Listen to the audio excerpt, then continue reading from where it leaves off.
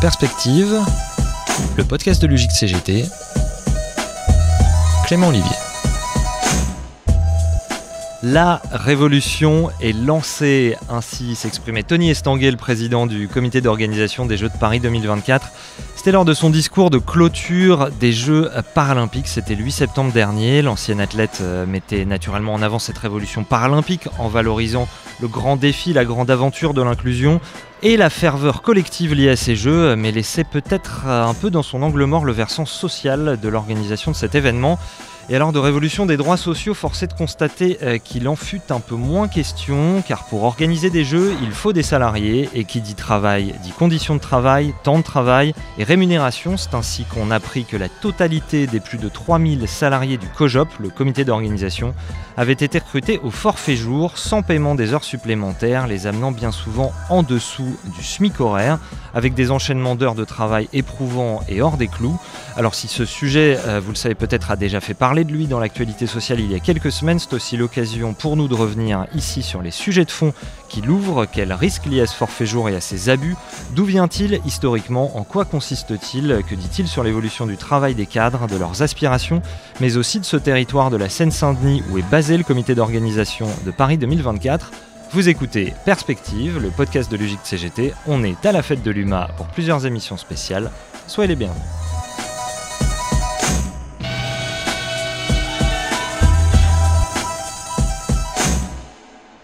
Nous voilà donc à la fête de l'UMA avec l'UJIC CGT. On a posé notre petit plateau mobile ici à côté du Forum Social. Et on a le plaisir d'être avec Agathe Leberder, bonjour. Bonjour. Secrétaire générale adjointe de l'UJIC CGT, et Kamel Brahmi, bonjour. Bonjour. Secrétaire générale de la CGT 93, l'Union départementale CGT de la Seine-Saint-Denis. Merci beaucoup à vous deux de venir prendre le temps d'approfondir ce sujet, ce dossier qui a été le vôtre ces dernières semaines.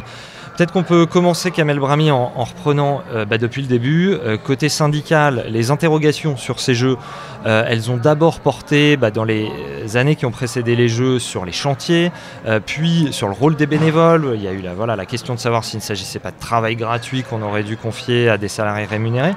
Et puis en fait, c'est pendant les Jeux qu'a émergé le sujet des conditions d'emploi des salariés du COJOP, donc le comité d'organisation, et ce fameux forfait jour. Racontez-nous, Kamel Brahmi. Alors d'abord, il faut saluer le travail des militants. On a envoyé nos capteurs sur le terrain donc des permanences syndicales, le dispositif du numéro vert, de l'arpentage et donc des salariés. Le numéro vert, c'était, racontez-nous. Alors oui, le numéro vert, c'est un dispositif, un service qu'on a offert aux salariés des Jeux Olympiques et aussi aux salariés qui étaient impactés par l'organisation des Jeux Olympiques, notamment sur le secteur de la Plaine Saint-Denis. C'est un numéro vert, on appelle, on pose une question, on fait état d'un sujet, d'un souci, d'un problème avec son employeur. Et on a le militant CGT qui, de façon bénévole, soit répond directement, soit oriente vers la structure qui pourra traiter et voir comment arranger les choses. Et c'est grâce à ce dispositif et grâce aussi à nos unions locales, qui sont des espèces de permanences syndicales, qu'on a eu des salariés du COJO qui ont donc appelé et passé le pas de la part d'une union locale pour nous dire, j'ai signé un contrat, je travaille 6 jours sur 7, plus de 60 heures, plus de 70 heures. Je suis épuisé, j'ai dit à mon cadre que ça serait bien que ça soit différent et on m'a dit, non, c'était normal, vous aviez signé un contrat qui permettait d'eux. Et il venait avec une question en disant, mais est-ce que vraiment c'est possible de faire ça en France? Il n'y a pas un cadre, un code du travail qui limite le nombre d'heures, etc., etc. Et de fil en aiguille, on a défloré cette histoire de signature massive de contrats forfait jour. Alors tu as dit l'ensemble des salariés dans ton introduction. Et a priori, il y aurait eu 4000 embauches. Et nous, on aurait comme information quasiment 3000 forfaits jours. D'accord. Ce qui n'est pas l'ensemble, c'est énorme. C'était ce que disait Le Monde dans un article. Il disait que la totalité des 3200 était forfait jour. Mais les sources de la CGT, parfois, sont plus fiables. Absolument, bien sûr. Oui. Non, mais en gros, on a bien compris l'idée, c'est que l'essentiel de ces salariés se retrouvaient au forfait jour. On va prendre le temps de développer tout ça. Il se trouve donc, ce que vous nous racontez, c'est que ce ne sont pas des gens syndiqués, mais qui sont venus remonter des infos à la CGT via les canaux que vous avez décrits. C'est ça, via les canaux militants, le dispositif numéro vert. Et donc, à partir de là, on lit les contrats, on regarde le code du travail, on appelle nos ressources, que sont notamment l'UGICT, qui ont travaillé sur ces histoires de forfait jour. Et on se rend compte que là, on est complètement hors des clous. Complètement hors des clous. Parce que, alors on pourra y revenir sur ce qu'est le forfait jour, ce qu'on peut faire et ce qu'on ne peut pas faire. Déjà, on avait 2 critiques. Ces salariés n'avaient pas à être embauchés dans le cadre de forfait jour. L'activité qu'ils fournissaient ne correspond pas à ce type de contrat, habituellement. Et quand bien même, s'ils rentraient dans les clous du forfait jour, le forfait jour, c'est pas non plus n'importe quoi, c'est pas le Far West. On ne peut pas demander à quelqu'un de travailler jusqu'à 23h et de revenir le lendemain matin à 5h30 pour reprendre son poste de travail. Donc rien n'allait dans ces contrats forfait jour du COJOP. Justement, je suis allé voir une de ses salariées, recueillir son témoignage, écouter la mécanique qu'elle décrit dans ce phénomène. J'ai d'abord fait des études de lettres et puis par la suite des études de commerce. Je parle plusieurs langues, j'ai un profil assez international avec plusieurs expériences à l'étranger.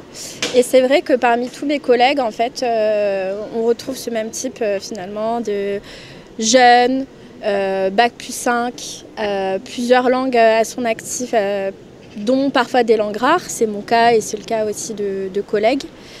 Comment je suis arrivée chez Paris 2024 ? Tout simplement, mon opportunité de carrière se terminait. Et donc j'ai décidé de m'investir pour mon pays. Je trouvais le projet cool. Et je me suis dit voilà, que c'était l'occasion de faire briller Paris et par extension la France pour les Jeux. On m'a dit que ce serait super puisque, étant donné mon parcours international, je serai finalement aux côtés des comités nationaux olympiques et paralympiques. Et donc voilà, que je serai amenée à leur délivrer leur carte d'accréditation et les accompagner sur tout le processus d'enregistrement des délégations en fait.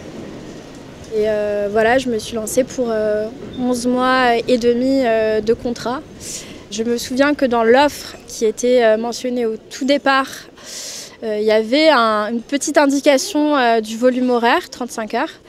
Et malheureusement, j'ai été confrontée à beaucoup plus. À partir de janvier, quand on a commencé le processus de délivrance des visas, ça a été très compliqué. On a commencé à accumuler énormément d'heures supplémentaires. Parce qu'il fallait vérifier énormément d'informations personnelles, les corriger au besoin, retravailler les photos, retravailler les scans, en demander de nouveaux. Et donc tout ce processus-là administratif a été finalement très très compliqué, lent et particulièrement difficile. Donc on était pressé par le temps en fait. On a eu des échos de personnes qui avaient travaillé pour les Jeux de Pyeongchang, les Jeux d'hiver, et qui avaient eu gain de cause après les Jeux, qui s'étaient fait payer leurs heures supplémentaires, après discussion avec le comité d'organisation, a priori.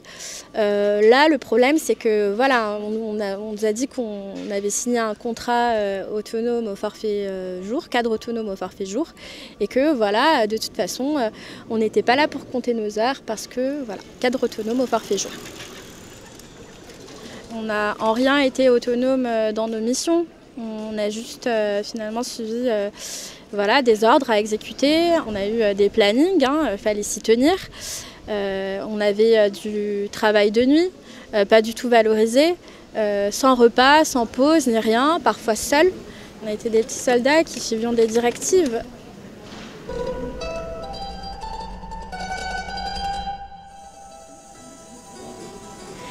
Mine de rien, ma famille m'avait alertée sur le fait que c'était certainement une douille.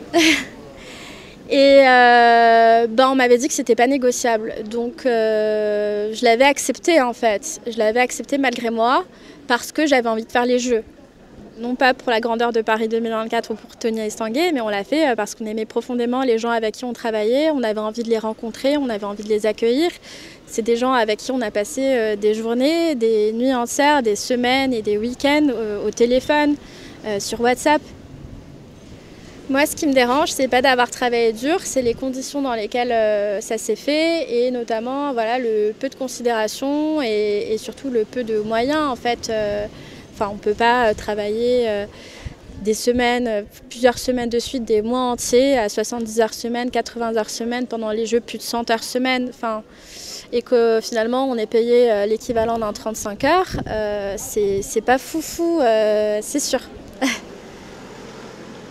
Moi, ce que j'attends, c'est passer par la case prud'homme et éventuellement faire requalifier mon contrat en cadre intégré, ce qui correspondrait plus à ce que je devrais percevoir en termes de rémunération.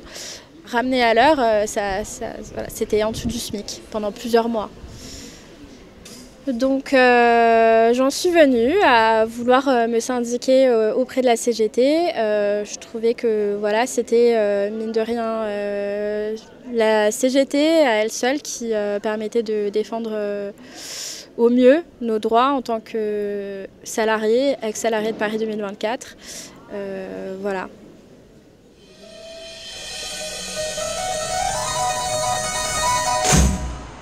Voilà, on voit des conditions de travail, un sous-effectif avec du coup une mécanique qui se met en place où en fait on est au pied du mur en permanence et qui fait que ces gens avec leur dévouement à leur travail se retrouvent à faire des horaires pas possibles. Est-ce que c'est des choses qui vous ont surprise, Kamel Brahmi ? À ce point, oui. C'est vrai qu'en tant que syndicaliste, on a quand même l'habitude de voir des situations scandaleuses, atypiques. Mais là, à ce point, c'était quand même assez surprenant. Encore une fois, on a eu des témoignages de gens qui travaillent 2 semaines d'affilée, une douzaine d'heures par jour, qui sont épuisés, qui s'arrêtent 2 jours. C'était un public très jeune et donc pas habitué à l'univers du travail. Et des temps de repos aussi entre les journées de travail trop courts. Trop court. Il y a un accord d'entreprise. Alors là, il y a un avenant à l'accord d'entreprise qui a limité ce temps de repos. Normalement, légalement, il est à 11 heures. On peut le faire baisser pour certains métiers à 9 heures. Et là, on est en train de regarder. Donc, il y a un accord d'entreprise qui permettait de faire baisser ce temps de repos entre 2 journées à 9 heures. Mais on est en train de regarder si c'est vraiment légal.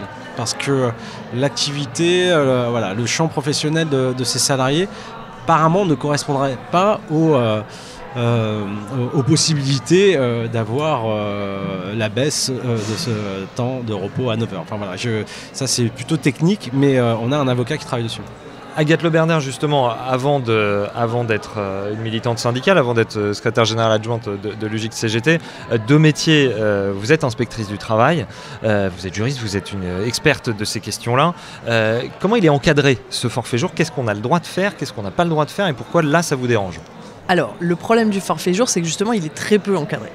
C'est par nature un système dérogatoire au temps de travail traditionnel en France qui consiste à mesurer les heures, les décompter heure par heure pour pouvoir mesurer des durées maximales, des temps de repos. Et le principe même du forfait jour qui a été introduit avec la loi Aubry II en 2000, c'était de se sortir de ce décompte du temps de travail-là. Et c'est le problème de base que dénonce la CGT depuis le départ et qui a conduit l'UJIC-CGT, l'Union Générale des Ingécatech, à attaquer le forfait jour en justice au niveau européen et à gagner d'ailleurs la condamnation de la France à plusieurs reprises en raison du manque d'encadrement du forfait jour par nature. Il y a quand même des garde-fous au forfait jour qui existent. Voilà, c'est ça. C'est la question du temps de repos, Kamel l'a évoqué, 13 heures maximum de travail par jour parce qu'il faut les 11 heures entre 2 jours de travail. Ça, c'est dans la loi et on ne peut pas y déroger. Et puis les 60 heures maximum hebdomadaires. Ça, c'est le taquet haut qu'on a pour l'ensemble des travailleurs et travailleuses. Et une moyenne sur un certain nombre de semaines. Alors non, le forfait jour déroge justement à ça. Voilà, en fait, ouais. C'est bien ça le problème, c'est qu'en fait le forfait jour, il consiste à déroger à des lois qui sont très importantes en France, qui concernent la durée maximale du travail. Il y a plusieurs durées maximales en France. La durée quotidienne qui est de 10 heures, on ne peut pas travailler plus de 10 heures par jour, sauf cas très exceptionnels qui sont prévus par le Code du travail.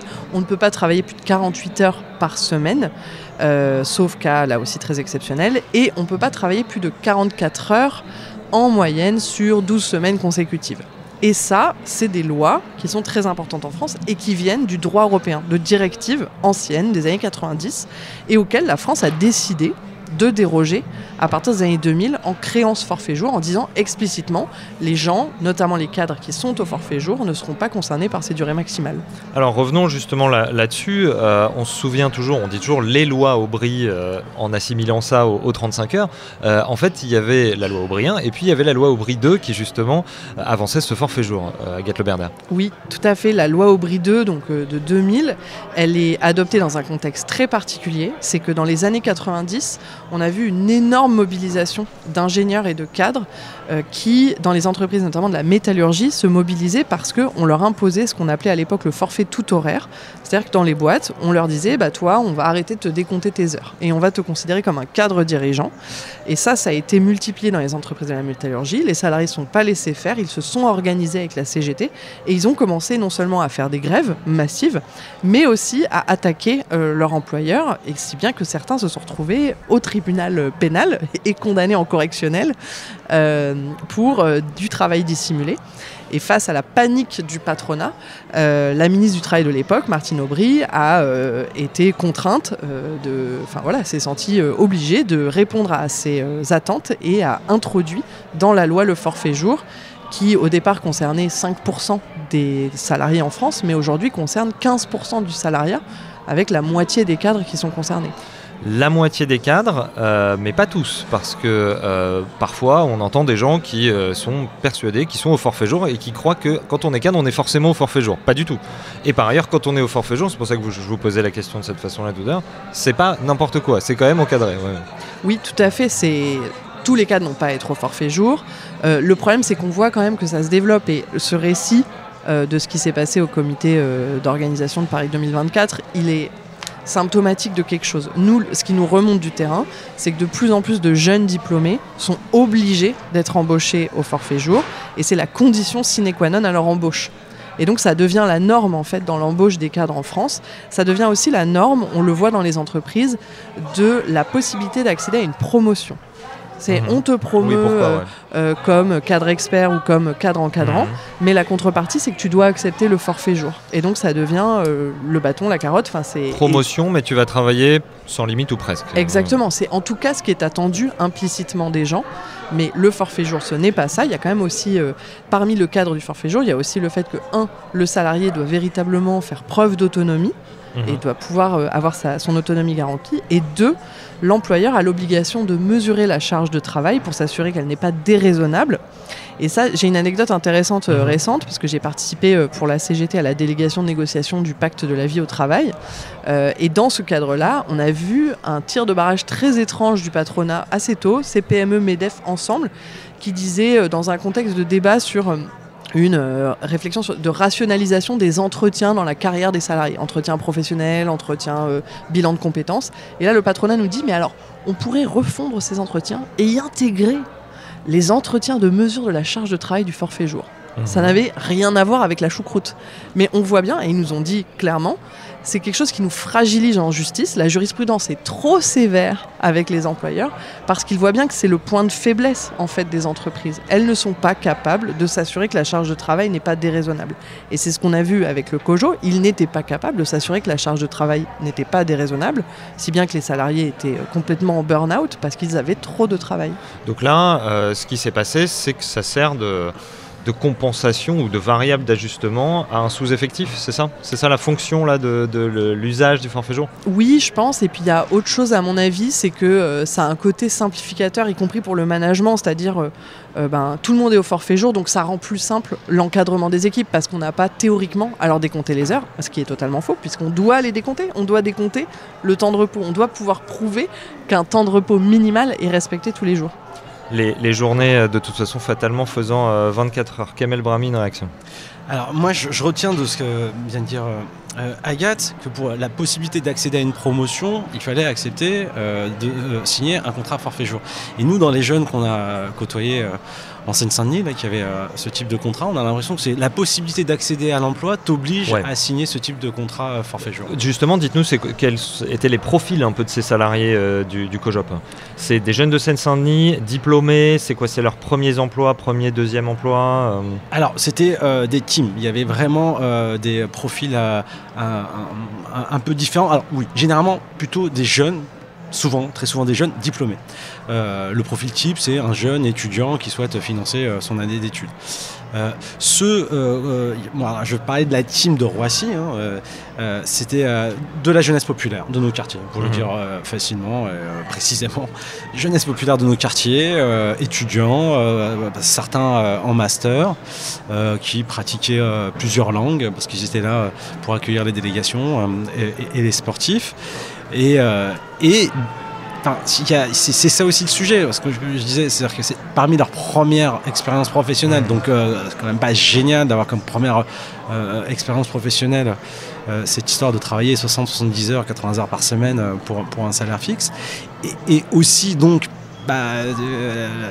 des habitudes de critique, aller voir le patron, le cadre pour lui dire ça va pas très bien, là, ma journée j'ai l'impression que j'en donne beaucoup, voilà, on n'a pas trop l'habitude, c'est le premier job et puis on y tient à son job parce que ça va financer une partie de son année universitaire.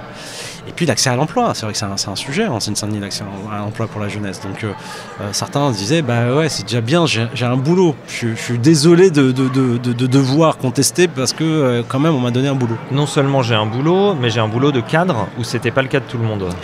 Alors effectivement, ouais, c'était quasiment tous des cadres ou des agents de maîtrise.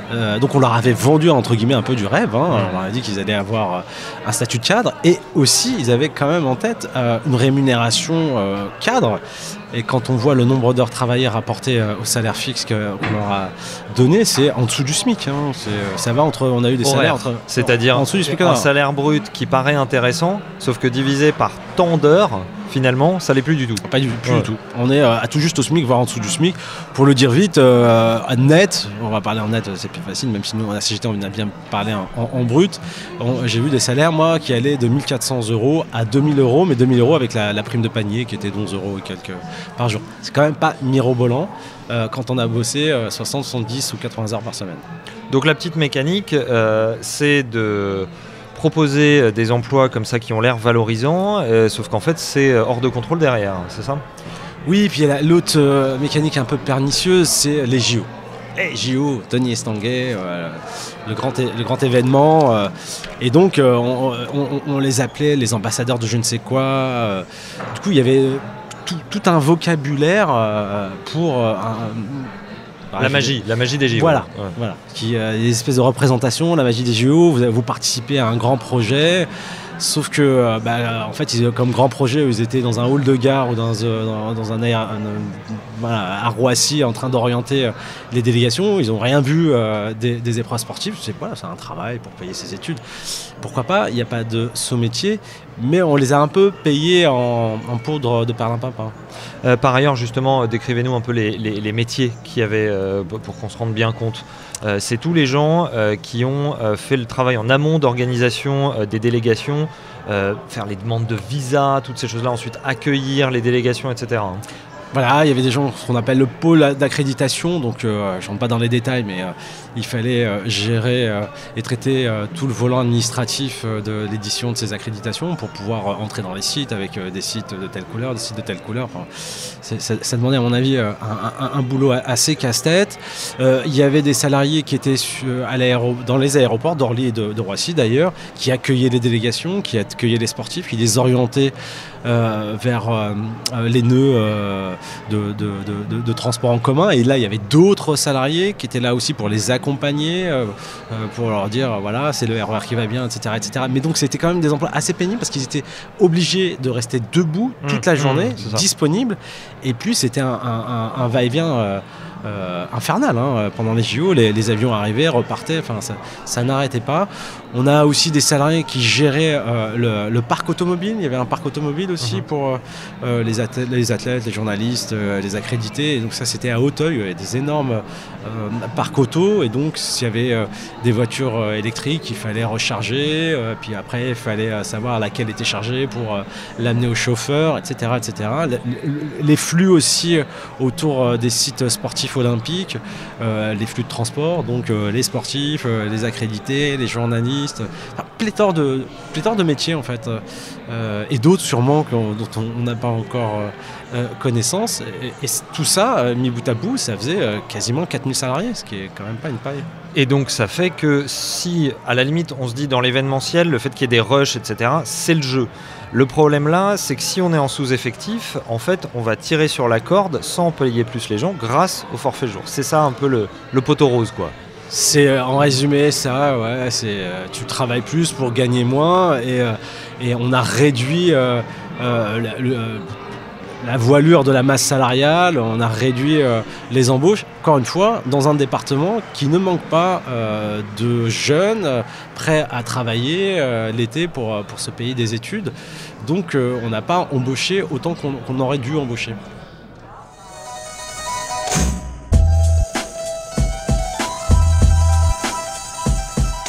Perspective, Clément Olivier. Agathe Le Berder. Oui, c'est tout à fait d'accord sur l'aspect déqualification en fait, de la procédure. En multipliant les embauches au forfait jour de jeunes très qualifiés qui parlent plusieurs langues, qui ont des diplômes, et en les rémunérant si peu au taux horaire, on déqualifie le travail qualifié. Ça, c'est le problème de fond qu'on voit. Et le fait d'avoir très tôt... Et puis c'est bien de rappeler qu'il y a beaucoup de qualifications en Seine-Saint-Denis. Hein, tout à fait. Et c'est d'ailleurs, il y a beaucoup de données de l'APEC sur ce sujet, donc l'Association pour l'emploi des cadres, qui montre les discriminations à l'embauche des jeunes de quartiers politiques de la ville qui sont au même titre que les autres diplômés, très diplômés, et qui subissent la discrimination liée à leurs origines, le fait qu'ils soient d'origine immigrée, etc. Et donc cet enjeu de la reconnaissance du taux horaire, du salaire, c'était important de le souligner, autant que l'enjeu de santé, sécurité au travail. Et c'est ce qu'on essaye de faire à l'UGIC et qu'on a déployé là, avec les salariés du comité d'orga des JO, en leur envoyant une enquête en ligne qui leur permettait de mesurer leur taux horaire, justement. On leur demandait c'est quoi votre rémunération brute et par rapport aux heures que vous faites toutes les semaines. Et ça, c'est un générateur d'enquête qu'on a mis en ligne à disposition de tous nos syndicats pour que les collègues, les salariés puissent se rendre compte en fait de leur niveau de rémunération horaire, notamment en comparaison du SMIC. Tout ça fait partie d'une campagne qu'on a lancée avec l'UGIC pour la réduction du temps de travail, l'encadrement du forfait jour. Si on veut passer aux 32 heures par semaine à la semaine de 4 jours, il faut aussi réduire le nombre de jours du forfait jour travaillé par année. Donc il faudrait passer à en gros 182 jours par an pour le forfait jour. Et surtout, là, ce qui était important, je trouve, avec cette campagne, c'est que ça a permis de remettre en lumière cet enjeu du forfait jour, cet enjeu très politique, de rappeler que... C'est ça, c'est votre cheval de bataille, le forfait jour à l'UGIC depuis des années. Oui. Donc évidemment, là, vous voyez ça, vous vous précipitez dessus, c'est votre sujet, quoi. Oui, ça a permis de le remettre sur le devant de la scène, de rappeler que nous, ce qu'on demande, c'est son encadrement, c'est-à-dire il faut décompter les heures de travail. Elles doivent être rémunérées justement, les durées maximales doivent être respectées, ça peut pas être le Far West, comme l'a dit Kamel Brahmi tout à l'heure. Ce que vous décrivez, c'est pas l'encadrer, c'est le supprimer. En fait, si on décompte les heures, c'est plus un forfait jour. On maintient l'autonomie. En fait, nous, on est favorable à ce que les salariés bénéficient de l'autonomie. C'est aussi une demande très forte des salariés qualifiés à responsabilité, et c'est normal parce que la plupart du temps, ils peuvent organiser leur travail comme ils le veulent, et ça leur permet de déployer l'ensemble de leurs qualifications professionnelles. Par contre, ça ne peut pas se faire n'importe comment, et il faut des garanties, la garantie du droit à la déconnexion, la garantie des durées maximales, le fait d'avoir sa charge de travail qui est mesurée et qui peut être adaptée, réduite si elle est trop importante. Ce qui est sûr, c'est que le forfait jour ne peut pas devenir la norme, et là ce qu'on voit, c'est qu'il est en train de devenir la norme pour l'ensemble du salariat. On sait même qu'il y a des ouvriers, des employés qui sont concernés. Je voulais vous entendre là-dessus. Effectivement, au départ, c'est réservé aux cadres, et puis finalement, il est étendu. C'est depuis, je crois que c'est depuis la présidence de Nicolas Sarkozy. Je crois que c'est 2005, n'est-ce pas ? Oui. Il y a eu une loi qui a été votée à l'époque, je crois que François Fillon était ministre du Travail, il a fait adopter une loi qui a élargi les publics qui sont concernés par le forfait jour, donc ce ne sont plus seulement les gens qui sont au statut cadre, mais aussi les salariés qui ne sont pas cadres, mais qui bénéficient, le terme c'est plus l'autonomie, mais c'est l'équivalent dans leur travail, ce qui fait qu'aujourd'hui il y a beaucoup de professions intermédiaires qui sont au forfait jour, et même des ouvriers, des employés. Et on voit ce mode d'organisation du travail se développer.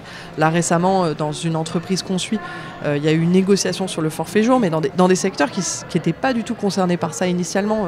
L'entreprise c'est l'Onera. c'est un établissement public de recherche en aérospatiale, et là se négocie le forfait jour. Voilà. Et là on voit l'extension de ce mode de contrat qui est très défavorable aux salariés, puisque en moyenne les cadres qui travaillent au forfait jour, on le sait, travaillent 44h30 par semaine, c'est-à-dire 10 heures en moyenne de plus que les cadres qui sont au régime horaire normal, avec des comptes de leurs heures supplémentaires, etc. Oui, mais peut-être que c'est parce qu'ils adorent leur métier, Agathe Laberde. C'est sûr, je pense qu'on peut adorer son métier et en même temps subir des conditions de travail qui conduisent à travailler beaucoup trop. Et le problème, c'est que ça, évidemment, ça pose des questions de reconnaissance salariale, de santé, sécurité au travail, mais ça pose aussi des questions d'emploi. Kamel l'a dit, on aurait pu, en fait, juste en Seine-Saint-Denis, embaucher beaucoup plus de gens pour faire le même niveau de travail, la même qualité de travail. Et puis l'argent n'a pas semblé vraiment manquer dans cette organisation des Jeux Olympiques, par ailleurs. Ouais. J'ai pas les détails sur les sous, mais c'est probable qu'on aurait pu embaucher plus de monde. En tout cas, ce qu'on sait à l'UGIC, c'est un calcul de coin de table qu'on a fait, mais on a calculé justement le nombre d'emplois qu'on pourrait créer si on encadrait véritablement le forfait jour et si on récupérait toutes ces heures de travail, ces 10 heures en moyenne par semaine qui sont travaillées en plus, et ben ça représenterait 300 000 équivalents temps plein de cadres. Et 300 000, c'est exactement le nombre de cadres qui sont au chômage aujourd'hui en France. Donc on peut régler la question du chômage, du manque d'accès à l'emploi, en réduisant le temps de travail aujourd'hui en France. Et c'est pour ça que la CGT milite, notamment avec sa campagne des 32 heures. Cette notion d'autonomie, est-ce qu'il n'y a pas justement peut-être un abus de cette notion ? Là, on voit que c'était des salariés qui finalement devaient respecter des choses assez précises, assez strictes, des processus de travail qui leur étaient imposés, qui n'est pas du tout l'image qu'on se fait du cadre qui est autonome dans son travail. Est-ce que ça aussi, c'est un abus ? Ça fait partie de... Alors ça, ce sera le travail des avocats, des juges, s'agissant des salariés concernés et de tous les salariés qui sont au forfait jour. En fait, c'est la jurisprudence définit ce qu'est vraiment une personne qui est autonome au forfait jour. Il y a des enjeux effectivement de planning, est-ce que j'ai des horaires imposés, des enjeux d'organisation du travail, et tout ça c'est une jurisprudence qui est assez fine et qui conduit d'ailleurs régulièrement à ce que des conventions de forfait jour, voire des accords collectifs de forfait jour tombent parce que l'autonomie n'est pas garantie. Kamel Braoui. Oui, pour rebondir sur ce que vient de dire Agathe, nous clairement, ce qu'on constate, c'est le dévoiement du contrat forfait jour pour ces salariés, qui étaient des salariés opérationnels, entre guillemets, ils exécutaient des tâches. On leur demandait à telle heure d'être sur tel poste de travail, d'effectuer telle tâche, jusqu'à telle heure, tout était chronométré, même les temps de pause, enfin, il n'y avait aucune autonomie. Et bon, on peut que le résumer par du travail d'exécution qui ne correspond pas trop à ce qu'on leur avait en tout cas décrit comme contrat de forfait jour, de cadre, etc., etc. Autre chose, je pense que ce qui est, pour rebondir sur ce que vient de dire Agathe, il y a évidemment un enjeu de baisse du temps de travail, notamment pour répondre à la question de l'emploi pour tous, question de rémunération aussi, reconnaître les qualifications, et c'est aussi un enjeu pour la reprise de l'économie. Je ne développe pas davantage, mais ce qui est aussi assez délicat, et là c'est tout le travail de dentelle qu'on doit effectuer au niveau de la CGT, que c'est souvent le patronat s'appuie sur des aspirations légitimes des travailleurs. Être un peu plus autonome, pourquoi pas travailler de temps en temps à la maison en télétravail, pourquoi pas monter sa petite boîte en auto-entrepreneur, enfin voilà, on espèce à chaque fois de promesses, d'autonomie, de pouvoir créer un peu davantage sa journée de travail. Et on se rend compte que généralement ça ouvre la porte à plus de précarité, à plus d'exploitation, malheureusement j'ai envie de dire. Et donc c'est toujours le défi, c'est d'arriver tout de même, comme l'a développé Agathe, partir d'une aspiration des travailleurs qui veulent voir les conditions et la nature du travail évoluer, mais gagner des droits, encadrer et ne pas laisser la main du patron guider les textes législatifs. En fait, ce que vous décrivez là, c'est un phénomène qui se produit d'abord chez les cadres et qui finalement là fait tache d'huile. Vous avez mentionné les auto-entrepreneurs. Est-ce que finalement là, c'est pas une ubérisation du statut de cadre ? Kamel Braoui. On peut le résumer ainsi, une ubérisation du statut de cadre. Pour aller vraiment dans la caricature, le forfait jour, c'est le rêve du patron. C'est je te donne une rémunération fixe et tu travailles tant que j'ai besoin que tu travailles, point. Ta santé, tes repos, ça on en discutera si jamais un jour on a le temps d'en discuter. Donc oui, on est dans l'ubérisation, on est dans quand même un enjeu important pour le syndicalisme. Parce que si ce type de contrat se développe, on a quelques soucis à se faire. Agathe Le Berder. C'est le rêve du patronat, dans le sens où effectivement ils exploitent totalement à la fois le temps de travail, le dévouement des salariés, leurs qualifications, leurs heures, sans donner la contrepartie, qui est la maîtrise de l'organisation du travail, qui est la main sur l'organisation du travail. Et là, c'est bien ce qu'on a vu dans la situation, c'est que les salariés, ils proposaient une organisation alternative et personne ne leur disait « Ok, on va suivre vos conseils et faire ça ». C'est la raison pour laquelle nous, ce qu'on revendique, c'est aussi beaucoup plus de démocratie dans l'entreprise et de pouvoir redonner la main aux salariés sur l'organisation du travail avec des droits de veto du comité social et économique sur la stratégie de l'entreprise, sur l'organisation de l'entreprise. Une revendication historique de l'UJC-CGT, c'est le fait que les travailleurs qualifiés à responsabilité puissent avoir un droit de refus et de proposition alternative, c'est-à-dire je peux refuser un ordre qui porte atteinte à mon éthique professionnelle et proposer une alternative, y compris en termes d'organisation du travail. Et c'est ce qu'il aurait fallu faire dans le cas des salariés de Paris 2024. Kamel Brahmi, un mot de conclusion. Eh bien, à travers cet exemple des salariés du COJO Paris 2024, on a donc remarqué qu'il y avait une certaine tendance d'un certain patronat à utiliser abusivement ces contrats de forfait jour. Et comme encore une fois, on est un département où il y a beaucoup de ressources, beaucoup de jeunesse et qui sont en quête d'emploi, c'est normal pour se réaliser, ça peut être des proies un peu faciles pour ce type de choses. Et donc on va déployer en lien avec l'UJICT et d'autres structures de la CGT de l'information, de l'accompagnement et on va être davantage attentif à ce type de contrat qui se développe dans l'événementiel. Et on sait qu'on a aussi, nous, des sites d'événementiel à Villepinte notamment.